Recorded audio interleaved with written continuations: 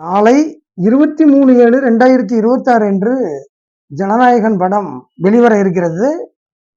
இப்படம் முதல்வர் விஜயின் கடைசி படம் என்பதால் மக்களிடையே பெரும் எதிர்பார்ப்பு கிளம்பியிருக்கிறது. தமிழ்நாட்டில் மட்டும் கிட்டத்தட்ட 750க்கும் மேற்பட்ட திரையரங்குகளில் இப்படம் வெளிவர இருக்கிறது.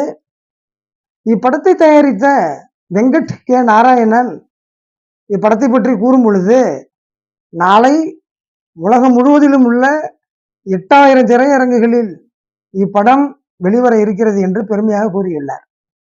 ஆனாலும் இப்படத்திற்கு மத்திய திரைப்பட வாரியம் ஏ சான்றிதழை வழங்கியுள்ளதால் பெற்றோர்கள் தங்களது பிள்ளைகளை அழைத்து கொண்டு திரையரங்கத்திற்கு சென்று படம் பார்க்க முடியாது.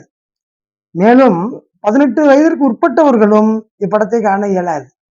இருப்பினும் இப்படத்தை காண மக்கள் மிகவும் ஆவலாக காத்து கிடக்கின்றனர். இப்படம் பெரிய வெற்றியடையும் என எதிர்பார்க்கப்படுகிறது. வசூல் ரீதியாகவும் மிகப்பெரிய அளவில் இது பேசப்படக்கூடிய படமாக இருக்கும் எனவும் பலரும் கூறி வருகின்றனர்.